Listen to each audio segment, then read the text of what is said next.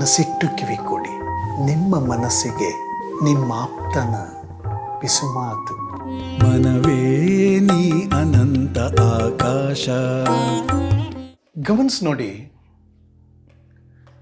ನಾನು ಇವತ್ತು ನಿಮ್ಮ ಮುಂದೆ ಮಾತಾಡ್ತಿರೋ ವಿಷಯ ಬಹಳ ಸಾಮಾನ್ಯವಾಗಿರುವಂಥದ್ದು, ಆದರೆ ತುಂಬ ಡೀಪ್ ಆಗಿರುವಂಥದ್ದು, ಆಳವಾಗಿರುವಂಥದ್ದು. ನಮ್ಮ ಜೀವನದಲ್ಲಿ ಪ್ರತಿದಿನ ನಡೆಯುವಂಥ ಒಂದು ಚಿಕ್ಕ ಘಟನೆ ಅಥವಾ ಅವಾಗವಾಗ ಆಗುವಂಥದ್ದು ನಮ್ಮಲ್ಲಾಗಲಿ ಅಥವಾ ಬೇರೆಯವರಲ್ಲಾಗಲಿ, ಆದರೆ ಅದರ ಹಿಂದ್ಗಡೆ ದೊಡ್ಡ ಮನೋವೈಜ್ಞಾನಿಕ ಸತ್ಯ ಇದೆ. ನೋಡಿ, ನಮ್ಮಲ್ಲಿ ಈಗ ಯಾರ್ದು ನಾವು ಮೊಬೈಲ್ ಇಟ್ಕೊಂಡಿದ್ದೀವಿ, ಮೊಬೈಲ್ ಕಾಣಿಸ್ಲಿಲ್ಲ, ಮೊದಲು ಯೋಚನೆ ಬರೋದೇ ಯಾರಾದ್ರೂ ಕದ್ದಿದಾರ, ಕಳೆದೋಯ್ತಾ ಅಂತ ಅನ್ನೋದು. ಆಮೇಲೆ ಯೋಚನೆ ಬರ್ತದೆ, ಎಲ್ಲಿ ಕಳೆದು ಹೋಯಿತು ಅಂತ ಅದ್ರ ಬಗ್ಗೆ ಆಲೋಚನೆ ಮಾಡ್ತಾ ಹೋಗ್ತೀವಿ. ಆದರೆ ತುಂಬ ಅಪರೂಪವಾಗಿ ಮಾತ್ರ ನಾವು ತಕ್ಷಣ ಯೋಚಿಸೋದು ಏನು ಅಂತ, ಪಾಸಿಟಿವ್ ಆಗಿ ಯೋಚಿಸೋದು, ಅದು ಇಲ್ಲೇನೇ ಎಲ್ಲೋ ಇರಬೇಕು, ಸಿಗತ್ತೆ ಬಿಡು ಅಂತ ಆಲೋಚನೆ ಮಾಡ್ತೀವಲ್ಲ, ಅದು ಈಸಿಯಾಗಿ ಬರೋಲ್ಲ. ಯಾತಕ್ಕೆ ಹೀಗಾಗುತ್ತೆ? ಫಸ್ಟ್ ಬರುವುದೇ ನೆಗೆಟಿವ್. ಇವತ್ತು ಇದನ್ನು ಯೋಚನೆ ಮಾಡಿಕೊಂಡೇ ಈ ವಿಷಯವನ್ನು ಮುಂದಕ್ಕೆ ತಗೊಳ್ಳೋಣ. ಇದು ನಮ್ಮ ನೆಗೆಟಿವ್ ಮೈಂಡ್ ಸೆಟ್ನ ಮನಸ್ಥಿತಿಯೇ ಅಥವಾ ನಕಾರಾತ್ಮಕ ಮನಸ್ಥಿತಿಯೇ, ಅಥವಾ ಇದನ್ನು ಪೆಸಿಮಿಸಮ್ ಏನಂತಾರೆ, ನಿರಾಶಾವಾದ ಅಂತ ಕರೆಯಬಹುದಾ? ಅಲ್ಲ. ಇದೆಲ್ಲದಕ್ಕಿಂತ ಬಹಳ ಆಳವಾದ ವಿಷಯ. ಈ ಯಾವಾಗಲೂ ನೆಗೆಟಿವ್ ಆಲೋಚನೆಗಳೇ ಮೊದಲು ಮನಸ್ಸಿಗೆ ಬರೋದು. ಮನುಷ್ಯನ ಮನಸ್ಸು, ಮನುಷ್ಯನಲ್ಲಿ ನಿರ್ಮಾಣವಾಗಿರುವುದು ಶಾಂತಿಯನ್ನು ಕೊಡುವುದಕ್ಕೆ ಅಲ್ಲ. ಮನಸ್ಸಿನ ಕೆಲಸ ಶಾಂತಿಯನ್ನು ಕೊಡುವುದು ಅಲ್ಲ.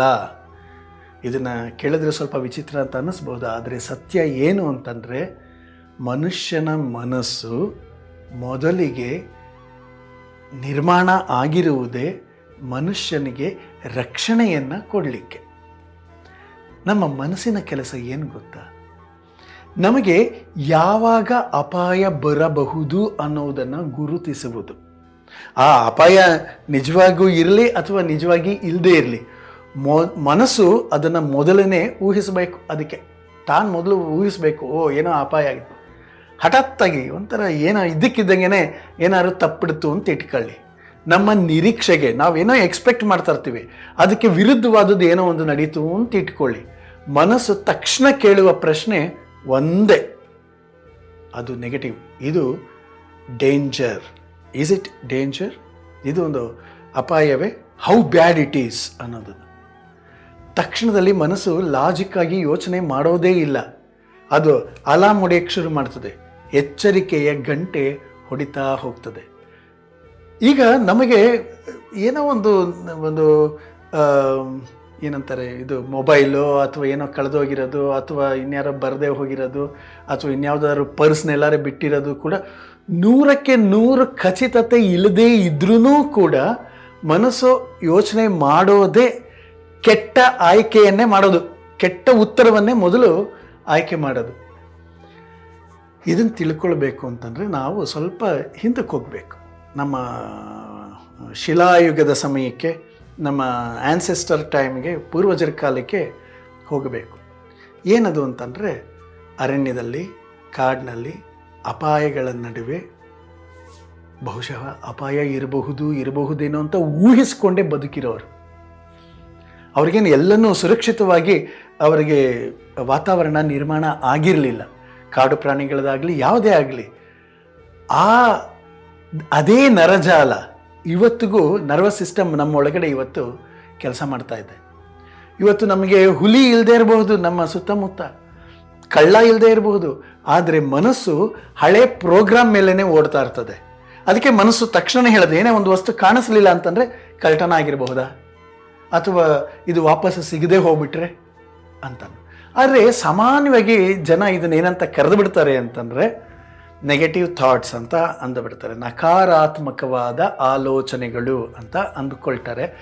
ಆದರೆ ಮನೋವೈಜ್ಞಾನಿಕವಾಗಿ ಇದನ್ನು ಗಮನಿಸಿದರೆ ಅರ್ಥ ಆಗೋದು ಅಂತಂದರೆ ಅತಿ ಎಚ್ಚರಿಕೆಯನ್ನು ವಹಿಸುವಂತಹ ಮನಸ್ಸಿನ ಸ್ವಭಾವವೇ ಇದು.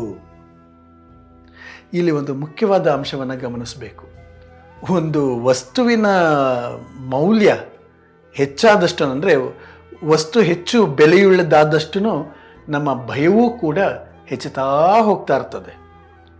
ಉದಾಹರಣೆಗೆ ಅದು ನಮ್ಮ ಹಣ ಆಗಿರಬಹುದು, ಅಥವಾ ಯಾವುದಾದ್ರು ಡಾಕ್ಯುಮೆಂಟ್ಸ್ ದಾಖಲೆಗಳಾಗಿರಬಹುದು, ಮೊಬೈಲ್ ಆಗಿರಬಹುದು, ಲ್ಯಾಪ್ಟಾಪ್ ಆಗಿರಬಹುದು, ಅಥವಾ ಯಾವುದಾದ್ರು ಭಾವನಾತ್ಮಕವಾಗಿ ತುಂಬ ಎಮೋಷನಲ್ ಆಗಿ ನಾವು ಯಾವುದ್ಯಾವುದೋ ಕೆಲವು ವಸ್ತುಗಳನ್ನ ಜೋಡಿಸಿಟ್ಕೊಂಡಿರ್ತೀವಿ. ಅಂತಹ ವಸ್ತುಗಳಾಗಿರಬಹುದು. ಇವುಗಳು ಕಳೆದೋದಾಗ ಬರೀ ನೋವು ಕೇವಲ ವಸ್ತುವಿನದಾಗಿರೋಲ್ಲ. ಇದು ವಸ್ತುಗಳು ಕಳೆದೋಗಿರೋದ ಕಾರಣದಿಂದ ಆಗಿರಲ್ಲ, ಅವು ನಮ್ಮ ಕಂಟ್ರೋಲ್ ಇಲ್ಲದೆ ಹೊರಟೋಗಿರುವಂಥ ಭಾವನೆ, ಅಂದರೆ ನಿಯಂತ್ರಣ ಕೈ ತಪ್ಪಿರುವಂತಹ ಭಾವನೆ ನಮ್ಮಲ್ಲಿ ಉಂಟಾಗ್ತದೆ. ಈಗ ಅದು ನನ್ನ ಕೈಯಲ್ಲಿಲ್ಲ ಅಂತ ಅನ್ನುವಂತಹ ಭಾವನೆ ಆಗ್ತದೆ. ಮನುಷ್ಯನ ಈಗ ನೋಡಿ, ನಮ್ಮ ಕೈನಲ್ಲಿಲ್ಲ, ನನ್ನ ಕಂಟ್ರೋಲ್ನಲ್ಲಿ ಇಲ್ಲ ಅನ್ನುವ ಭಾವನೆ ಇದೆಯಲ್ಲ, ಮನುಷ್ಯನ ಮನಸ್ಸಿಗೆ ಅತ್ಯಂತ ಇಷ್ಟವಿಲ್ಲದೇ ಇರುವಂತಹ ಭಾವನೆ. It is beyond my control ಅಂತ ಅನ್ನೋದು ಮನುಷ್ಯನಿಗೆ ಇಷ್ಟವೇ ಆಗದೇ ಇರುವಂತಹ ಒಂದು ಅನುಭವ ಅಥವಾ ಭಾವನೆ. ಅದರಿಂದಲೇ ಭಯ ಜಾಸ್ತಿ, ಅದರಿಂದಲೇ ನಮ್ಮ ನೆಗೆಟಿವ್ ಥಾಟ್ಸ್ ಅಥವಾ ನೆಗೆಟಿವ್ ಇಮ್ಯಾಜಿನೇಷನ್ಸ್ ತುಂಬ ಫಾಸ್ಟಾಗಿ ಓಡ್ತಾ ಇರ್ತದೆ. ಇದೇ ಮಾದರಿ ನಮ್ಮ ಆರೋಗ್ಯದಲ್ಲಿ ಕೂಡ ಕಾಣಿಸ್ತದೆ. ಈಗ ದೇಹದಲ್ಲಿ ಏನೋ ಒಂದು ಸ್ವಲ್ಪ ಸಣ್ಣ ಹೆಚ್ಚು ಕಡಿಮೆ ಹುಷಾರು ತಪ್ಪಿತು ಅಂತ ಇಟ್ಕೊಳ್ಳಿ, ತಲೆನೋವು ಬಂತು ಅಂತ ಇಟ್ಕೊಳ್ಳಿ, ಸ್ವಲ್ಪ ದೇಹದ ಟೆಂಪರೇಚರ್ನಲ್ಲಿ ವ್ಯತ್ಯಾಸ ಆಗಿಬಿಟ್ಟು ಜ್ವರ ಬಂತು, ಆಯಾಸ ಆಯಿತು ಅಂತಂದರೆ ತಕ್ಷಣ ಮನಸ್ಸು ಕೇಳೋದು ಏನಪ್ಪ ಅಂತಂದರೆ, ಏನೋ ಬಂದಿದ್ದೆ ಹೋಗಲಿ ಅಂತಲ್ಲ, ಹೊಟ್ಟೋಗತ್ತೆ ಅಂತ ಅಂದ್ಕೊಳ್ಳಲ್ಲ, ಅದನ್ನು ಬಲವಂತವಾಗಿ ಅಂದ್ಕೊಳ್ತೀವಿ. ಒಳಗಿನ ಮನಸ್ಸು ಹೆದರೋದೇನು ಅಂತಂದರೆ, ಇದೇನಾದ್ರು ದೊಡ್ಡ ಕಾಯಿಲೆನಾ, ಇದು ಸೀರಿಯಸ್ಸಾ, ಅಥವಾ ನಾನು ಸಾಯ್ತಾ ಇದ್ದೀನಾ, ನಾನು ಸತ್ತೋಗ್ಬಿಡ್ತೀನಾ, ಈ ತರಹದ ಆಲೋಚನೆಗಳು ಅದಕ್ಕೆ ಬರೋದು. ಇದು ಕೆಳಗೆ ನಾವು ನಮ್ಮನ್ನೇ ಪ್ರಶ್ನಿಸ್ಕೊಳ್ತಾ ಇರ್ತೀನಿ, ಇಷ್ಟು ಸಣ್ಣ ವಿಷಯಕ್ಕೆ ಯಾಕೆ ಅಷ್ಟೊಂದು ದೊಡ್ಡ ಆಲೋಚನೆ ಮಾಡೋದು ಅಂತ ಮನಸ್ಸೇ ಹೇಳುತ್ತೆ. ಆದರೆ ನಾವೇ ಇನ್ನೊಂದು ದಿಕ್ಕಿನಿಂದ ಹೇಳ್ತೀವಿ, ಇದಕ್ಕೆ ಯಾಕೆ ಇಷ್ಟೊಂದು ದೊಡ್ಡ ಯೋಚನೆ ಮಾಡಿ, ಇದೊಂದು ಸಣ್ಣ ವಿಷಯ ಅಂತ. ಆದರೆ ಕಾರಣ ಇಷ್ಟೇ, ದೇಹ ಅಂತನ್ನುವುದು ನಮ್ಮ ಅತಿ ಮೌಲ್ಯವಾದ ಸಂಪತ್ತು. ಇದರಲ್ಲಿ ಏನಾದರೂ ನ್ಯೂನ್ಯತೆಗಳೋ ಅಥವಾ ಅಸಾಮಾನ್ಯತೆಗಳೋ ಅಥವಾ ತೊಂದರೆಗಳು ಕಂಡು ಬಂದರೆ ಮನಸ್ಸೇನು ಮಾಡ್ತದೆ, ತಕ್ಷಣ ರಕ್ಷಣಾ ಮೋಡ್, ಡಿಫೆನ್ಸಿವ್ ಮೋಡ್ಗೆ ಹೊರಟೋಗ್ತದೆ. ವಾಸ್ತವಿಕತೆಗೆ ಬರುವ ಮುಂಚೆಯೇ ಮೊದಲು ಮಾತಾಡೋದು ಭಯವೇ ಮಾತಾಡ್ತದೆ. ಎಷ್ಟೋ ಸಲ ಇದು ಸಾಮೂಹಿಕವಾಗಿ ಆಗ್ತದೆ. ಕರೋನಾ ಸಮಯದಲ್ಲಿ ಸತ್ತವರೆಲ್ಲರೂ ಕೂಡ ಕರೋನಾ ಬಂದು ದೈಹಿಕವಾಗಿ ಸಮಸ್ಯೆಗಳನ್ನು ಹೊಂದಿ ಸತ್ತಿರುವವರಲ್ಲ. ಕರೋನಾ ಬಂದಿದೆ, ಆ ಕರೋನಾದ ಬಗ್ಗೆ ಭೀಕರವಾದಂತಹ ಚಿತ್ರಣಗಳನ್ನು ಕಟ್ಟಿಕೊಟ್ಟು ಆ ಚಿತ್ರಣಗಳ ಭಯದಿಂದಲೇ ಅವರು ಸತ್ತು ಹೋಗಿದ್ದಾರೆ. ತುಂಬ ಜನ ಭಯದಿಂದಲೇ ಸತ್ತಿದ್ದಾರೆ. ಆ್ಯಕ್ಚುಲಿ ಇದನ್ನು ನಾವು ಗಂಭೀರವಾಗಿ ಗಮನಿಸಬೇಕು. ಇದೊಂದು ದುರ್ಬಲತೆ ಅಲ್ಲ, ಇದೊಂದು ಭಯಾನಕವಾದಂತಹ ಮನಸ್ಸಿನ ಕಾಯಿಲೆಯ ಲಕ್ಷಣವೂ ಅಲ್ಲ. ಇದು ಸೂಕ್ಷ್ಮ ಮನಸ್ಸಿನ ಲಕ್ಷಣ. ಆಳವಾಗಿ ಆಲೋಚಿಸುವವರು, ರೆಸ್ಪಾನ್ಸಿಬಿಲಿಟಿ ಇರೋರು, ಮಗಂದು ಮದುವೆ ಮಾಡಬೇಕು, ಮಗಳದ್ದು ಮದುವೆ ಮಾಡಬೇಕು, ಓದು ಮುಗಿಸ್ಬೇಕು, ಮನೆಗೆ ತಂದು ದುಡ್ದು ಹಾಕಬೇಕು, ತಂದೆ ತಾಯಿಗಳ ವಯಸ್ಸಾದವ್ರನ್ನ ನೋಡ್ಕೊಳ್ಬೇಕು, ಈ ತರಹದೆಲ್ಲ ಜವಾಬ್ದಾರಿಗಳಿರುವವರು, ಮತ್ತು ಎಮೋಷನಲ್ ಆಗಿ ಒಂದು ತಿಳುವಳಿಕೆ ಇರುವವರು, ಭಾವನಾತ್ಮಕ ಅರಿವು ಇರುವವರು, ಇವರೆಲ್ಲರೂ ಇದನ್ನು ಹೆಚ್ಚು ಅನುಭವಿಸ್ತಾರೆ. ಯಾರಿಗೆ ಹೆಚ್ಚು ಜವಾಬ್ದಾರಿಗಳು ಇರ್ತದೆಯೋ, ಯಾರಿಗೆ ಹೆಚ್ಚು ಮಾಡಬೇಕಾಗಿರುವಂಥ ಕೆಲಸಗಳಿರ್ತವೆಯೋ ಅವರು ಹೆಚ್ಚು ಹೆದರ್ತಾರೆ. ಅವರ ಪರಿಸ್ಥಿತಿಯ ಎಲ್ಲ ಸಾಧ್ಯತೆಗಳನ್ನು ಒಂದೇ ಕ್ಷಣದಲ್ಲಿ ನೋಡಿಬಿಡ್ತಾರೆ. ಆದರೆ ದುಃಖದ ಸಂಗತಿ ಏನಪ್ಪ ಅಂತಂದರೆ, ಮೊದಲು ಕಾಣುವುದು ಕೆಟ್ಟ ಸಾಧ್ಯತೆ. ಹಾಗಾದರೆ ಪರಿಹಾರ ಏನು? ತುಂಬ ಜನ ನೇರವಾಗಿ ಹೇಳಿಬಿಡ್ತಾರೆ, ನೆಗೆಟಿವ್ ಆಗಿ ಆಲೋಚನೆ ಮಾಡಬೇಡ, ಪಾಸಿಟಿವ್ ಆಗಿ ಆಲೋಚನೆ ಮಾಡು, ಪಾಸಿಟಿವ್ ಆಗಿರು, ಬಿ ಪಾಸಿಟಿವ್ ಅಂತ ಏನೋ ಹೇಳಿಬಿಡ್ತಾರೆ. ಇದು ಬಹಳ ಬಹಳ ಸುಲಭವಾಗಿರುವಂತಹ ಸಲಹೆ. ಆದರೆ ಇದು ಅಷ್ಟು ಸುಲಭ ಅಲ್ಲ. ಅದನ್ನು ಕಾರ್ಯರೂಪಕ್ಕೆ ತರೋದು ಬಹಳ ಕಷ್ಟ.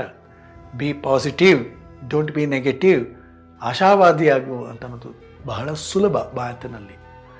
ಯಾಕೆ ಅಂತಂದರೆ ಭಯವನ್ನು ದಮನಿಸಿದರೆ, ಅಂದರೆ ಅದನ್ನು ಸಪ್ರೆಸ್ ಮಾಡಿದ್ರೆ ಅದು ಇನ್ನಷ್ಟು ಗಟ್ಟಿಯಾಗ್ತದೆ. ಭಯವನ್ನು ಸಪ್ರೆಸ್ ಮಾಡಬಾರದು. ಅದನ್ನು ಸಪ್ರೆಸ್ ಮಾಡಿದಷ್ಟು ಅದು ಗಟ್ಟಿಯಾಗ್ತಾ ಹೋಗ್ತದೆ. ಅದ್ಮಿ ಇಟ್ಟಿಗೆಯನ್ನು, ಹಸಿ ಮಣ್ಣನ್ನು ಎಷ್ಟು ಪ್ರೆಷರ್ ಕ್ರಿಯೇಟ್ ಆಗುತ್ತೋ ಅಷ್ಟು ಗಟ್ಟಿ ಆಗ್ತದಲ್ಲ, ಆ ರೀತಿನಲ್ಲಿ. ಪರಿಹಾರ ಅಂತಂದರೆ ಭಯನ ಹೊಡೆದಾಕೋದಲ್ಲ. ಪರಿಹಾರ ಅಂತಂದರೆ ಭಯನ ಓಡಿಸೋದಕ್ಕಾಗೋದಿಲ್ಲ. ಅದು ಒಂದು ಭಯ ಬಂತು ಅಂತಂದರೆ ಭಯ ಇದೆ ನಮ್ಮ ಜೊತೆಗೆ. ಭಯದ ಜೊತೆಗೆ ಮಾತನಾಡುವುದು. ಭಯಪಟ್ಟಿರೋದು ಯಾವುದು? ನಮ್ಮ ಮನಸ್ಸು. ನಮ್ಮ ಮನಸ್ಸಿಗೆ ನಾವು ಮಾತಾಡ್ಕೊಳ್ಬೇಕು, ಆಟೋ ಸಜೆಷನ್ಸ್ ತಗೊಳ್ಬೇಕು, ನಿಧಾನವಾಗಿ ಹೇಳಬೇಕು. ನೀನು ನಿನ್ನನ್ನು ರಕ್ಷಿಸ್ಕೊಳ್ಳೋಕ್ಕೆ ಪ್ರಯತ್ನ ಪಡ್ತಿದ್ದೀಯಾ, ಫೈನ್, ಥ್ಯಾಂಕ್ ಯು. ಆದರೆ ನಾವೀಗ ಇದಕ್ಕೆ ನೋಡೋಣ, ಫ್ಯಾಕ್ಟ್ ಏನು ಅಂತ ನೋಡೋಣ. ವಾಸ್ತವಿಕತೆಯನ್ನು ಪೀಸ್ಫುಲ್ಲಾಗಿ, ಸೈಲೆಂಟಾಗಿ, ಗಂಭೀರವಾಗಿ ಗಮನಿಸೋಣ. ಅದೊಂದೇ ವಾಕ್ಯ ಸಾಕು. ಮನಸ್ಸು ನಿಧಾನವಾಗಕ್ಕೆ ಶುರು ಮಾಡುತ್ತೆ. ನಾವು ಮನಸ್ಸಿಗೆ ಒಂದು ಕ್ಲಾರಿಟಿ ಕೊಡಕ್ಕೆ ಹೋಗ್ತೀವಿ, ಖಚಿತತೆಯನ್ನು ಕೊಡಕ್ಕೆ ಹೋಗ್ತೀವಿ. ಆದರೆ ಜೀವನದಲ್ಲಿ ಖಚಿತತೆ ಯಾವತ್ತೂ ಇರೋದಿಲ್ಲ. ಆದ್ದರಿಂದ ನಾವು ಮನಸ್ಸಿಗೆ ಕಲಿಸಬೇಕಾಗಿರುವುದು ವೈಚಾರಿಕವಾಗಿಯೋ ಎಂಥದ್ದು ವಾಸ್ತವಿಕವಾಗಿಯೋ ಖಚಿತತೆ ಅಲ್ಲ, ಶಾಂತಿ. ಭಾವನಾತ್ಮಕವಾಗಿ, ಭಾವನೆಗಳೇ ಮುಖ್ಯ. ಭಾವನಾತ್ಮಕವಾದಂತಹ ಶಾಂತಿಯನ್ನು ಕೊಡಬೇಕು.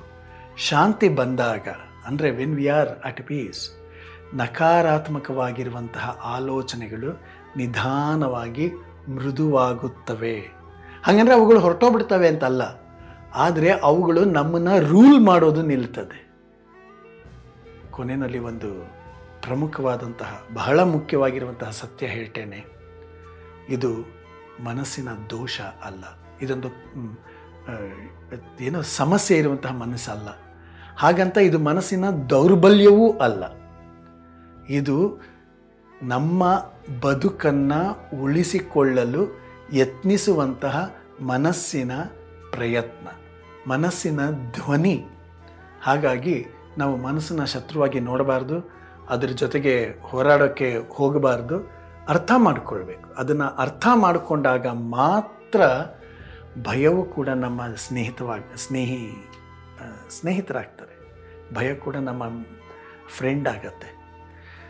ಭಯ ಅನ್ನೋದಾಗಿರೋದು ಮನಸ್ಸಿಗೆ, ಅದನ್ನು ನಾವು ಗಮನಿಸಬೇಕು. ಭಯ ಇದ್ರೂ ಕೂಡ ನಾವು ಶಾಂತವಾಗಿ ಇರಬಹುದು. ಇದೇ ಮಾನಸಿಕ ಪರಿಪಕ್ವತೆ, maturity of the mind, psychological maturity ಅಂತ ಅನ್ನೋದು ಇದೆ. ಇದೇ ಎಮೋಷನಲ್ ಇಂಟೆಲಿಜೆನ್ಸ್.